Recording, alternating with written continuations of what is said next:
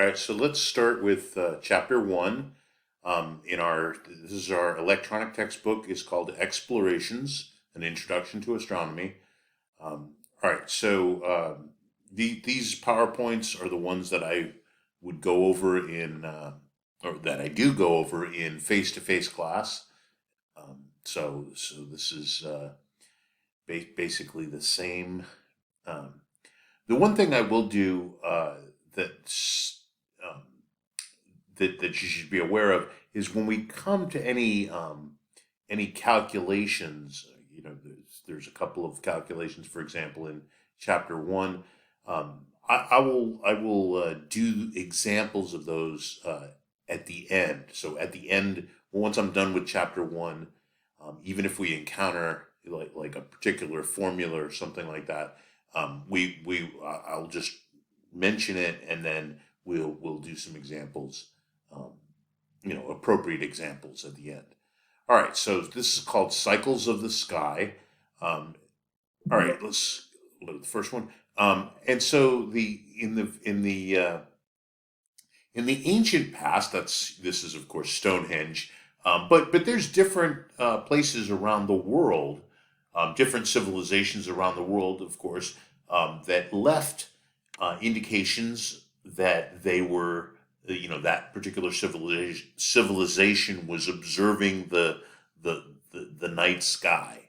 And Stonehenge actually has certain alignments with the summer solstice, which in the northern hemisphere is the longest day of the year, of course, but the longest time that there's daylight.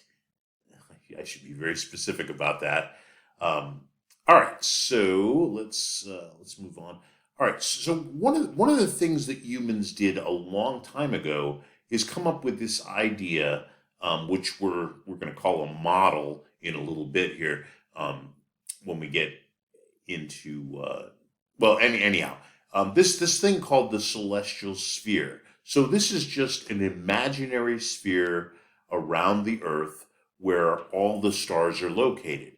And the thing about, because the stars, as it says here, the stars are really, really far away. Now, I'll talk more about that a little bit later. But for example, I'll talk about it right now, actually, as a matter of fact.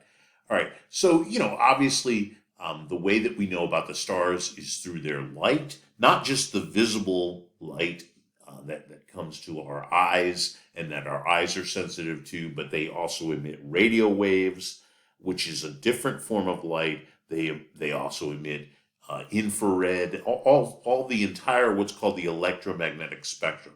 And all of it travels at what's called the speed of light, the fastest speed there is in the universe. Okay, so regardless of what science fiction you've watched, and I myself have watched a lot of science fiction over the years, but so in reality, all scientific evidence, and that's of course what we're going by in this class, all scientific evidence shows that nothing can travel faster than light. All right, so those are our findings, throughout the centuries of studying light, that humans have been thinking about light. And so it travels, and all forms of light travel exactly at the same speed, whether they're ultraviolet waves or which just happen to have more energy than infrared waves. That they're all just different parts of the electromagnetic spectrum, and they travel at the same speed. All right, so and it's an enormous speed, right? Just to give you a sense, and I normally won't talk about miles, but the sun, for example, our sun in our solar system is about 92 million miles away. All right, so it's 150 million kilometers away. But anyhow, so 92 million miles away, and even though sunlight is the fastest thing there is in the universe, it still takes about 8 minutes to travel from the for the photons of light, that's what particles of light are called, the photons of light to travel the distance between the sun, our sun, and the Earth. All right, but by the way, the Earth, as the Earth goes around the sun, it varies slightly in its distance from the sun, so that time is different in just in a few seconds. All right, depends on what time of the year you're talking about. But for more or less, it's about 8 minutes. Okay, so that's of course the nearest star to our Earth, and that um, now if you go um, out of our solar system, the next nearest star, that we know about, and we've known about it for a long time, is a star. It's actually in the southern. It's towards the southern part of the sky, and it's called Alpha Centauri. All right, so it's actually just to let you know, it's a trinary system. In other words, there's actually three stars orbiting each other, and so Alpha Centauri, which is the closest um, star to our sun, right, within our galaxy, of course, and it takes light, right. Let's say I don't know, where's a close one. Let's say this if this was Alpha Centauri, or actually I should pick this one in the southern sky. If this is Alpha Centauri, it takes light. All right, so remember, for light to go from the sun to the Earth takes about 8 minutes. Right, nothing anybody can do about that. That's just how fast it takes light to travel. To go from Alpha Centauri, which is the next nearest star to the Earth, again, it's outside of our solar system, it takes more than 4 years. All right, so traveling at the fastest speed that there is, it still takes 4 years to reach, and that's just the nearest star, right? All the stars in our galaxy, it takes, well, it depends on where the star is, but the most distant ones in our galaxy is about, we actually start talking about distances in terms of light years, which is the distance that light travels in a year. So Alpha Centauri would be more than 4 light years away. All right, so because it takes more than 4 years for the light to reach the Earth from that particular star. Now our galaxy, which is this collection of more than 100 billion stars, it is about 100,000 light years across. Right, so just to give you just a sense of our own galaxy, and there's many billions upon billions of other galaxies out there with their own grouping of stars, where there's billions and billions of stars. Some galaxies have less than that, but where there's only maybe a few 100 million stars, for example. But those are really tiny galaxies. On average, galaxies have about 100 billion stars. So sometimes more, sometimes less, and they're at various distances from us. All right, so the nearest galaxy, the nearest large galaxy, I should say, to the Milky Way, which is the Milky Way, of course, is our galaxy. The nearest large galaxy is called Andromeda, which you can actually see with the unaided eye, with what's called the naked eye. So you just go out, you got to look. It's a summer. It's in the summer. You can see Andromeda rather well, but of course you got to look. You got to know where to look. It's in the direction of this constellation called Pegasus, which is this big square in the sky. At any rate, Andromeda is about 2.5 million light years away. So it takes the light 2.5 million years to reach the Earth. All right. So anyhow, what we do with this idea of the celestial sphere is you just imagine all the stars.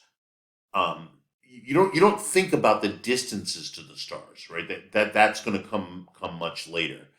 This first chapter is really about what ancient peoples saw, and of course what we can see just looking out at the night sky, in a dark region. Of course, nowadays we have electric lights and lots of cities with electric lights, and so you got to really get out into the country to see, truly see the night sky, and to see, for example, what's called the Milky Way, which I've already mentioned is our galaxy. But you can actually see the Milky Way. It's this region of the night sky, and that is, um, it's the collection of again, billions of stars that it just kind of stretches across the sky, and it stretches across the sky in the same regions, um, across the sky. All right, so that's this is what's called the celestial sphere. Again, it's looking out into the night sky, um, regardless of the distances to stars.